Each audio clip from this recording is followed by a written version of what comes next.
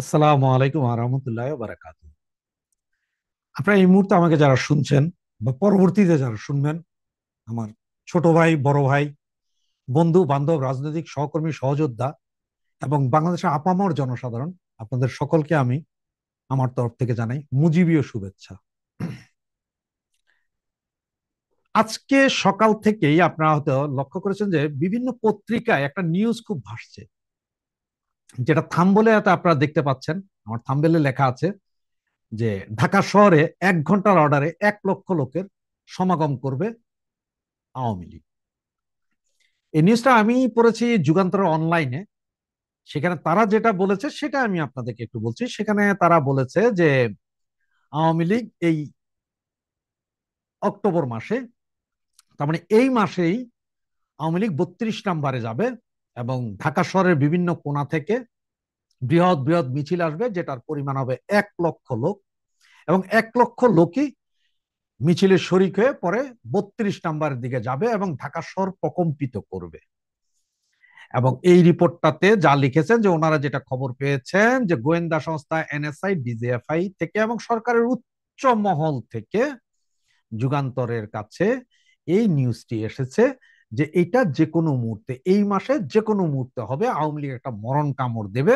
যার কারণে সরকার, মানে বর্তমান ইন্ট্রিম দখলদার সরকার, তারা নাকি ব্যাপক প্রস্তুতি নিয়ে রেখেছেন এবং তারা বিভিন্ন দলগুলোর কাছ থেকেও আপনার সহযোগিতা চেয়েছেন যে আপনারা সকলে মিলে আসুন, আমাদেরকে একটু সহযোগিতা করুন, কারণ আওয়ামী লীগ যদি নামে আমরা কেউ থাকতে পারবো না, সবার মৃত্যু হবে, সবার ফাঁসি হয়ে যাবে। সুতরাং এই হচ্ছে যে তাদের নিউজ। এখন এই নিউজের মধ্যে আরেকটা সবচেয়ে মজার বিষয় যেটা, সেটা বলছে যে এই কাহিনী হইতে পারে হয়তো আপনার সেনা প্রধানের ইন্ডিয়া যাত্রার আগে বা ইন্ডিয়া থেকে ফেরত আসার পরে। তার মানে কনসিকুয়েন্সটা যা মিলাচ্ছে যে সেনা প্রধান, এই যে আমাদের সেনা প্রধান এখন আপনার ইন্ডিয়াতে একটা সম্মেলন হবে, যেটা হচ্ছে জাতিসংঘের শান্তিরক্ষী মিশনের যেসব দেশগুলো যায় তাদের সেনা প্রধানদেরকে নিয়ে যে মিটিং হবে, এই মিটিং এ উনি জয়েন করতে যাবেন হয়তোবা, আই এম নট শিওর। তো এখন এইটা যাওয়ার আগে হয়তো ওনাকে কনফার্ম করতে হবে যে হ্যাঁ, আওয়ামী লীগ একটা শক্তি দেখাইতে পারছে ইন্ডিয়ান সরকারের কাছে, বা উনি আসার পরে হয়তো আওয়ামী লীগ এই ধরনের একটা শক্তি দেখাবে, যাতে একটা সিগন্যাল যায় সরকারের কাছে যে না, আওয়ামী লীগ এখনো দেশে আছে। এবং এই ভাইবটা তোলা হচ্ছে যে আমাদের পত্র পত্রিকার মাধ্যমে। আসলে আমিও শিওর না যে আওয়ামী লীগের এই ধরনের কোনো প্ল্যান আছে কিনা, বা 1 লক্ষ লোক নিয়ে 1 ঘন্টার ভেতরে 1 লক্ষ লোক নিয়ে আসবে কিনা। এই ধরনের কোনো প্ল্যান এই মাসে এই ধরনের কোনো প্ল্যান করেছে বলে আমার জানা নেই। আপনাদের যদি কারো জানা থাকে তাহলে ইনবক্সে একটু মেসেজ করে দিতে পারেন। তো এই হচ্ছে যে পত্রিকার মূল নিউজ, যে আওয়ামী লীগ যে কোনো মুহূর্তে। এবং এর ভিতরে অন্যান্য পত্রিকা আরো 2-4 লাইন জড়াইয়া দিছে যে মানে ব্যাপক ভাঙচুর হবে, অগ্নিসংযোগ হবে, অমুক হবে, তমুক হবে, এইসব। তো আমার যা মনে হয় পত্রিকাগুলোর এখন তো কাটতি নাই, কোনো নিউজ দিয়েই ফয়দা নাই। কারণ হচ্ছে ওই যে এনসিপি কি বেগুন পাইলো না কলা পাইলো, মূলা পাইলো না আলু পাইলো, এইটার যেমন কোনো মানুষ দেখে না, তেমন বিএনপি জামাত কে কি করতেছে এগুলার প্রতিও মানুষের ইন্টারেস্ট নেই।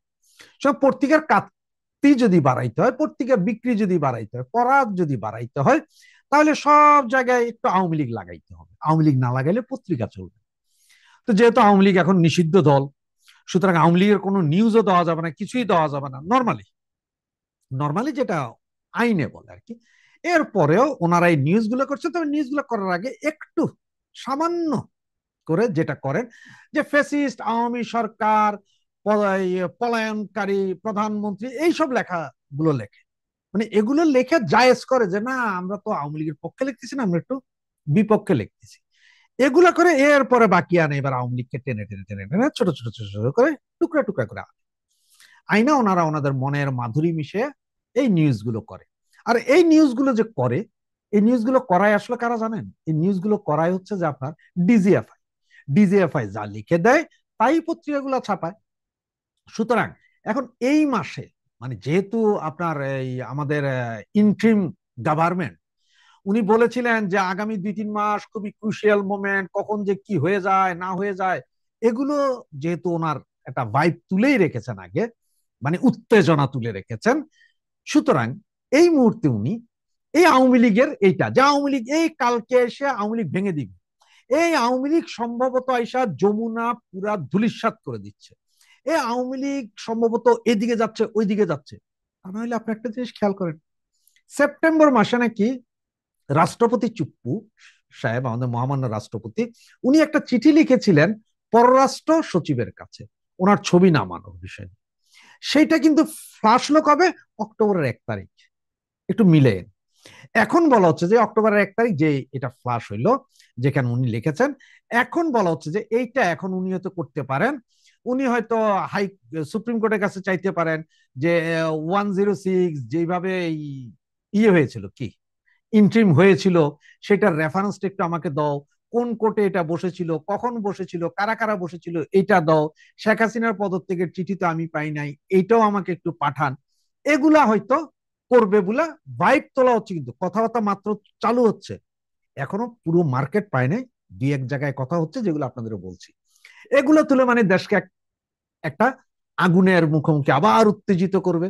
কারণ যে ভারত বিরোধিতার উত্তেজনা তো আস্তে আস্তে কমছে, এখন এগুলো দিয়ে উত্তেজনা করে কি করবে, ওই আবার সে একই ব্যাপার, যে আওয়ামী লীগের নেতা কর্মীদেরকে ধরে ধরে আরো কিছু জেলে ভরবে, আরো কিছু আওয়ামী লীগের নেতা কর্মীকে জেলখানায় হত্যা করবে, আরো হাজার খানিক মামলা হবে।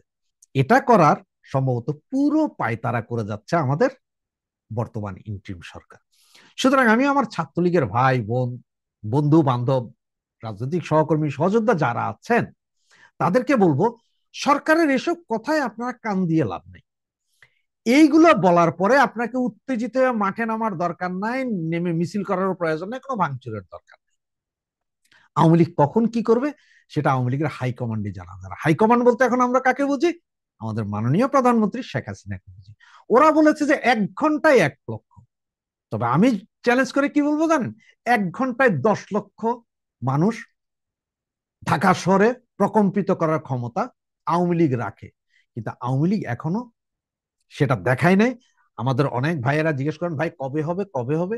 ভাই একটু সবুর করুন, সবুরে মেওয়া ফলে। কিন্তু আপনাদের যে অবস্থা, আপনাদের অবস্থা দেখলে আমার মনে হয় যে বলতে যে সবুরে লেওয়া ফল। আপনারা সবুর করতে পারতেন, 17 বছর ক্ষমতায় ছিলেন, এখন ক্ষমতার বাহিরে আছেন, একটু ধৈর্য ধরেন। আল্লাহ আওয়ামী লীগকে বাঁচাইছে, কারণ যদি আমাদের নেত্রী মাননীয় প্রধানমন্ত্রী ক্ষমতায় থাকতেন আর ওনারে দিয়া যদি প্রেসার দিয়া জোর কইরা হত্যা কইরা যদি এই কর্মকাণ্ডগুলো ঘটাইতো, তাহলে কিন্তু চিরতরে নিশ্চিহ্ন হয়ে যেত আওয়ামী লীগ। সেই জায়গায় আমাদেরকে বাঁচিয়ে দিয়েছে আল্লাহ, আমাদের মাননীয় প্রধানমন্ত্রী শেখ হাসিনাকে বাঁচিয়ে দিয়েছে আল্লাহ।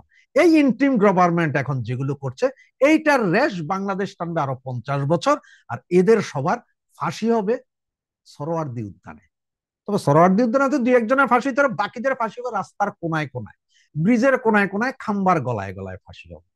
সুতরাং ধৈর্য ধরুন, যতক্ষণ পর্যন্ত আমাদের মাননীয় নেত্রী না বলছে যে আজ এখন থেকে নামুন, ধৈর্য ধরুন। আমাদের মাননীয় প্রধানমন্ত্রী অলরেডি বলছে যার যাই কিছু আছে তাই নিয়ে প্রস্তুত থাকুন, আপনাদের প্রস্তুত থাকতে বলছে, নামতে বলে নাই এখন। যেদিন উনি বলবে যে এবার নেমে আসো, সময় নাই, সেদিন বুঝে যাবেন যে আমাদের নামতে হবে, আর সেদিন কি করতে হবে সেটা জনগণ জনস্রোতে আপনাদের বলে দিবে। বাংলাদেশের আপামর জনগণ জনস্রোত, এই মেঠে মুটুর কাঠুরিয়া rickshaw driver, taxi driver, bus driver, গাড়ির ড্রাইভার, রাস্তার কুলে মজুর, মেতর, সুইপার, এরাই আপনাদেরকে নির্ধারণ করে দিয়ে কি করতে হবে, এই মুহূর্তে কোথায় যেতে হবে সেটা তারা নির্ধারণ করে দিবে। সেই সময়টুকু পর্যন্ত একটু অপেক্ষা করুন, বিজয় আমাদের হবেই ইনশাআল্লাহ। জয় বাংলা, জয় বঙ্গবন্ধু।